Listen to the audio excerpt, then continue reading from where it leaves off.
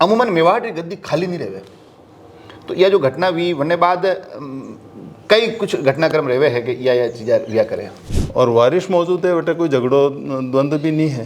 तो आज आप रे कहीं भी पितरो डेथ थी जा देवसान हुई जा तो ज्येष्ठ पुत्र वही तो अंत्येष्टि कर्म करे वंडो तो धूप लागे। मेवाड़ का महाराणा भारतीय वैदिक सनातन संस्कृति का पुरोधा है। तलवार क्षत्रिय हाथ में क्यों है पहले तो वो समझना पड़ेगा।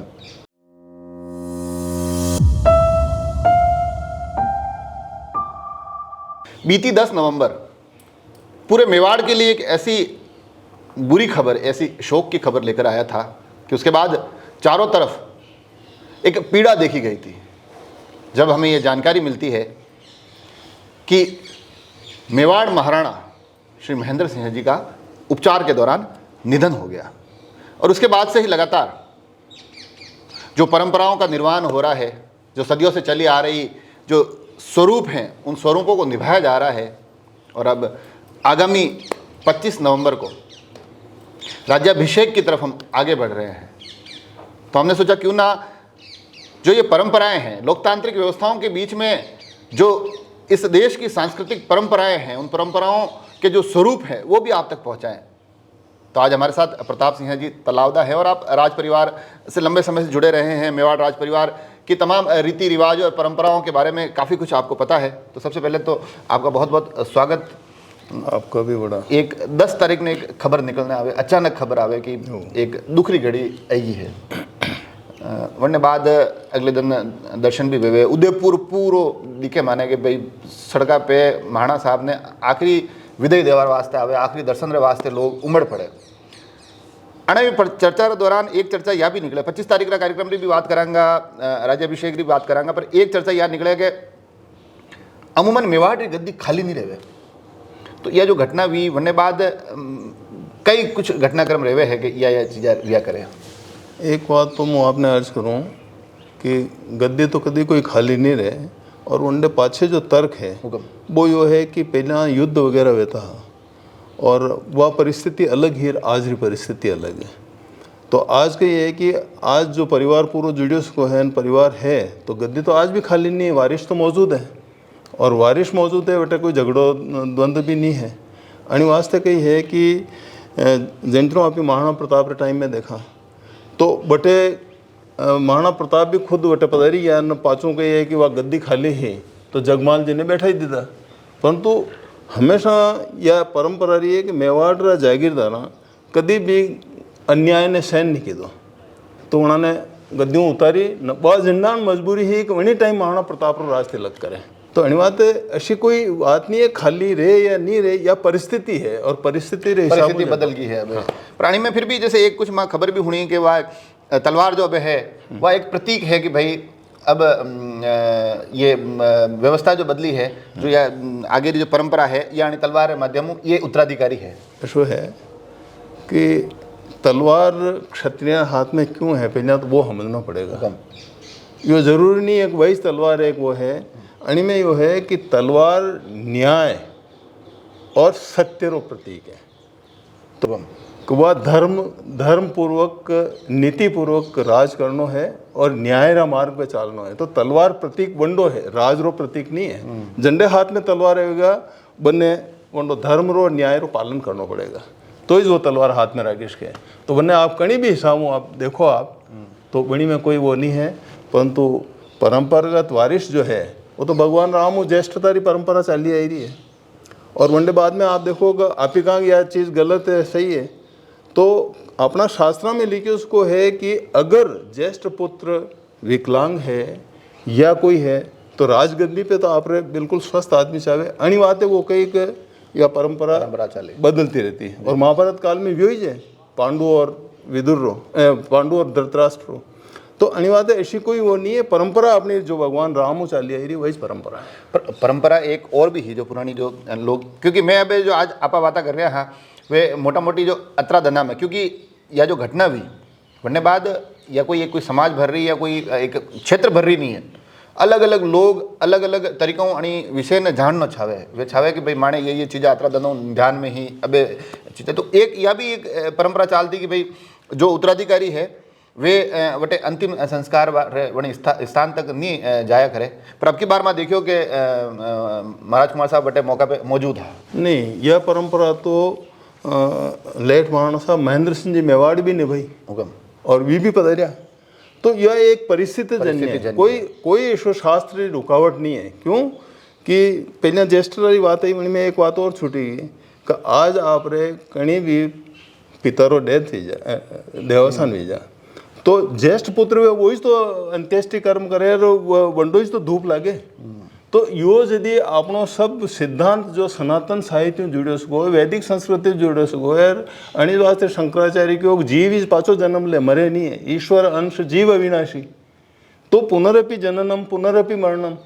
तो पसे वो जिन जगह आप ज्येष्ठता की बात करना, तो वह ज्येष्ठता तो कायम है। कुल मिलन अपा ये हर परिवार में मैं भी छेड़ो कि यही बात स्पष्ट कि भाई यह एक परिस्थिति जन्य ही पुराना टाइम में जो स्थिति रहती, तो भाई ये रहता के पाछे कई कोई अनहोनी नहीं वजावे, अणी एक आशंका मंचवा बात है, वो केवल सावधानी युद्ध री वजह और राज्य री परिस्थिति आप राज रे आसपास कैसा लोग है, कोई राज हड़पा वाला नहीं है, अणी वास्ते खाली नहीं देते। एक जो दंदरा दृश्य है 11 तारीख का यदि अंतिम यात्रा ही पछ अंतिम संस्कार, तो एक जो जानकारी हमारे पास यह भी है कि अंतिम संस्कार की जिम्मेदारी भी कहीं ने दिया करे, जैसे कारोई जो ठिकाना वाला बना रहे जिम्मेदारी, यह की परंपरा है। यह शो है कि अणी जगह आपने विचार करना पड़ेगा, अणी जगह जो महाराणा रो उत्तराधिकारी है, भावी महाराणा है, भी खुद कही है कि वी बदर तो वेगा, परंतु वह जो परंपरा री रस्म है परिवार री, वो रक्त संबंधी रहेगा, वो ही जो अग्नि री लीन आगे चलेगा। तो ये कारोई परिवार भी मेवाड़ राज परिवार री ब्लड लाइन है। तो अणी वास्ते कहिए कि राजमाता साहब रे देवलोक टाइम में भी यही रघुवीर सिंह जी राणावत कारोई रहा, यही आगे चल जाए। और अबार भी कहिए कि ये जतरी भी रस्मा है, तो महाराज कुमार साहब तो शौक में रह जा सका है, सब मिलनो है, परंतु परिवार रो आदमी कहिए कि रोज रोज जो देने अंत्येष्टियों लगे न, तीसरा प्रक्रिया, तीसरा नवमी तक वटे दूध और जो चढ़ानो है, वह सब प्रक्रिया, पाँचों अस्थि विसर्जन करनो है, मातृकुंडिया में किदो है, और पाँचों 3 दिन की क्रिया है। तो महाराज कुमार साहब सब मिलेगा, तो यो क्रिया रक्त संबंधी आदमी जो है वो करेगा। तो वो परंपरा अपने तो वह जिम्मेदारी उन्होंने हूँ दी परिवार वाला, यह जिम्मेदारी हुई। जैसे पर एक जैसे मैं और भी एक चीज़ देख रही हो, वे भी मैं जब फोटो देखा, लोग सवाल पूछे जो कि कई बार जैसे सब मिलवा अटे अवक्रम लगातार जारी है, बड़ी संख्या में आई है, पर कुछ एक टाइम बाद देखा कि महाराज साहब बिराजे उन्होंने हमी और एक विशेष एक स्थान बने ने कोई न कोई मिलवा वाला। अणी में कही है कि आप दिखाओ कि समाज में सब छोटा बड़ा सम्मान प्राप्त आदमी है, तो आप अटे पधारेगा तो बना रो सम्मान। महाराणा साहब रे अटे जो रीति रिवाज है वो यो है कि जो सम्मानजनक आदमी आया हो है वन्ने वो सम्मान अटे मिलना चाहे। अणी वास्ते अगर कोई राजा रे अटे कोई राजा पूर्व राजा पधार रहा है, तो बना बात है वो सम्मान है बनारी गद्दी विछे, तो राजा रे टाल दुजारी नहीं विछे। और मतलब जो बड़ी गद्दी पे बैठा है, मतलब हम ही कठिन जगह राजा है। दूसरो यो है कि यदि आज रो जमानो बदली गयो, तो आप रहते के राष्ट्रपति भी है, उपराष्ट्रपति भी है, अपना गवर्नर भी है, MLA है, MP है, मिनिस्टर है, तो ये आज रा जो जनप्रतिनिधि तो अनारो भी सम्मान है। तो अणिज वास्ते अणा जो भी शौक री बैठक है वही में सामने पहले लाइन में बिठा हुआ अतीज मावटे खड़ा ना स्टाफ ने रखा कि ये पधारीन पाचे नहीं भरे जा।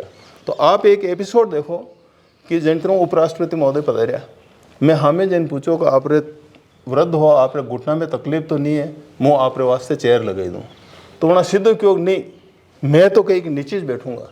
तो ये उनका बड़प्पन है, तो उनके दिल में गरिमा है, वो ठीक है महाराज कुमार साहब के सामने विराज गए, तो ये उनका बड़प्पन है। तो ये सम्मान की संस्कृति, मेवाड़ की संस्कृति कभी भी किसी का अपमान करने की नहीं है। महाराणा प्रताप के टाइम में भी 4 संधि प्रस्ताव आए, जबकि उन्होंने 30-40 हज़ार बच्चों को और सबका कत्लेआम किया था, परंतु उनका जब दूत आया तो महाराणा प्रताप ने वही सम्मान किया दूत के हिसाब से, और किसी के साथ में कुछ भी अपमानजनक घटना नहीं हुई। तो ये है हमारी भारतीय संस्कृति, और भारतीय संस्कृति की परंपरा देखनी हो तो पूरे हिंदुस्तान में किसी रजवाड़े में नहीं मिलेगी जो मेवाड़ में आज दिन तक कायम है। और ये महाराणा महेंद्र सिंह जी का बड़प्पन है कि उनके पास केवल सांस्कृतिक विरासत थी। क्यों, राज तो हमने भारत सरकार को सौंप दिया, परंतु उनके पास सांस्कृतिक विरासत थी। तो उस सांस्कृतिक विरासत को उन्होंने आजीवन कितने ही कष्ट पाए, परंतु उन्होंने निभाया। कभी उन्होंने अपनी गरिमा नहीं तोड़ी किसी की भी, और आने वाले का सम्मान किया। ये उनका बड़ा, ये आप कह रहे हैं तो इसमें एक सवाल मेरे को ये भी लगता है कि एक ये भी बड़ा ही परिस्थिति जन्य हो जाता है, क्योंकि महेंद्र सिंह जी मेवाड़ का जो जीवन रहा है, लोगों के बीच में भी रहे हैं, राजनीतिक रूप से भी उनका रहा है, मगर जो आपने कहा कि सांस्कृतिक धरोहर, सांस्कृतिक विरासत के लिए उन्होंने अपने आप को पूरा का पूरा उसमें जीवन पूरा सर्वस्व उसमें उन्होंने सौंप दिया, तो ये आप कह रहे हो, तो उसमें ये नहीं लगता है कि कई बार की राजपाट चले गए, सरकारों की व्यवस्था हो गई, और इस बीच जहाँ सभी राजघरानों की आर्थिक तंत्र भी सही चलते रहे, यहाँ आर्थिक व्यवस्थाओं में भी विवाद लगातार सुनते रहे हैं, उसके बाद भी सांस्कृतिक धरोहर को बनाए रखना एक मुश्किल चुनौती तो रही होगी। ऐसा है कि महाराणा साहब का जो अपन बचपन देखें तो आपको सब बात समझ में आएगी। महाराणा साहब का जन्म हुआ था 13 फरवरी 1941 ईस्वी को, और रियासतों का विलीनीकरण महाराणा भूपाल सिंह जी ने 1948 में किया। ठीक है, तो 1948 तक उनको जो शिक्षा दीक्षा मिली कि ये भावी राजा है, भविष्य के राजा हैं, तो महाराणा भूपाल सिंह जी के सानिध्य में उनको वो ही शिक्षा मिली कि हमें, हमारी 14 साल की विरासत है, ये शिष्टाचार की विरासत है, ये सम्मान की संस्कृति है, और मेवाड़ का महाराणा भारतीय वैदिक सनातन संस्कृति का पुरोधा है। और वो जब महाराज कुंवर होता है तब तक वो क्षत्रिय परिवार का व्यक्ति है, पर जिस दिन वो महाराणा की इस एकलिंग दीवान की सीट में बैठ जाता है, उसके बाद में वो मेवाड़ के सभी जन जन का परिवार का मुखिया बन जाता है। तो उनको वो शिक्षा मिली। जब हमने वृहद भारत बनाने के लिए महाराणा भूपाल सिंह जी ने ये स्टेप लिया, तो हमने राज सौंपा, हमने संस्कृति नहीं सौंपी। और हमारा भारत का संविधान ये कहता है आज भी कि आप संस्कृति और इसके धरोहर के लिए आप काम कर सकते हो। तो ये हमारे पास वैधानिक अधिकार तो आज भी है ना। उस वैधानिक अधिकार को निभाने में जब प्रिवी पर्स भी बंद हो गए, तो ऐसी स्थिति में रियासतें भी सौंप दी, प्रिवी पर्स भी बंद हो गए, परंतु ये महाराणा महेंद्र सिंह जी मेवाड़ की सोच है कि अपने पिता के समय में महाराज कुंवर रहते हुए Maharana Mewar foundation, garden hotel, ये जो लेक पैलेस होटल, इनका पूरा मैनेजमेंट जमाया। श्रेय तो उनको जाता है क्यों, पिता राजा वही थे, परंतु उसमें आधार तैयार करने वाला कौन व्यक्ति था। और जब आप कह रहे हो कि उसके बाद में पैसे की भी कमी आ गई, ये आ गई, तो पैसे की कमी आ गई, वो आ गई, तो आज का भी कोई संपत्ति विवाद नहीं है मेवाड़ में। ये क्या है कि लोग नहीं समझते हैं इसको। संपत्ति का डिक्लेरेशन तो 1971 में हो गया था, और जो इनकम टैक्स ट्रिब्यूनल का फैसला है वो है कि आपके हाई कोर्ट के इक्विवेलेंट कोर्ट है वो। तो आज की कोर्टों ने क्या फैसला दिया, आज की कोर्टों ने तो और उसको उलझा दिया। अगर 1971 में जो डिक्लेरेशन का उसी पे छाप लगा देते, वही तो फैसला अल्टीमेटली आज नहीं होगा, कल होगा तो वही है। तो मेवाड़ राज परिवार में संपत्ति विवाद जैसी कोई चीज़ नहीं है। नहीं, पर ये विवाद की खबरें तो आती है, वो नहीं, खबरें तो आती है, वो ठीक है, वो हम महाराणा महेंद्र सिंह ने पूरा जीवन निकाल दिया, पर शिष्टाचार नहीं छोड़ा। ये एक और सवाल वो मैं यहीं से पूछना चाह रहा था, मैं चाहता था कि आप शायद उसके लिए सबसे उपयुक्त व्यक्ति होंगे। नहीं, उपयुक्त तो मैं नहीं हूँ, भिंडर महाराज साहब, जितना मैं नहीं समझता हूँ, और आप विराजे हुए हैं सामने। मैं बिल्कुल एक सवाल ये जानना चाह रहा था कि महाराणा साहब का व्यक्तित्व कैसा था, क्योंकि एक तो होता है कि सार्वजनिक जीवन हम देखते हैं ना, कि हमारे सामने एक सार्वजनिक रूप से देखे जाते हैं, तो उस वक्त एक व्यक्तित्व अलग होता है, एक बिल्कुल कहीं आपके साथ सहज रूप से, तो एक मतलब किस तरह का एक वो व्यक्तित्व। ऐसा है कि महाराणा साहब महेंद्र सिंह जी को जीवन में मैं ये कहूँगा कि 99% व्यक्ति तो समझ ही नहीं पाए कि ये कितने विवेकशील और उच्च कोटि के सोचने वाले हैं। तो वो मुश्किल से 1-8% जो उनके संपर्क में रहे हैं वो ही उनको समझ पाए, और इसीलिए ये भ्रांति पैदा होती थी कि जब मिलने आता तो उनको ये होता था कि ये सामने वाले का स्तर नहीं, मैं क्या बात करूँ, इसको क्या समझाऊंगा, इसके समझ में नहीं आएगा, समझता ही नहीं।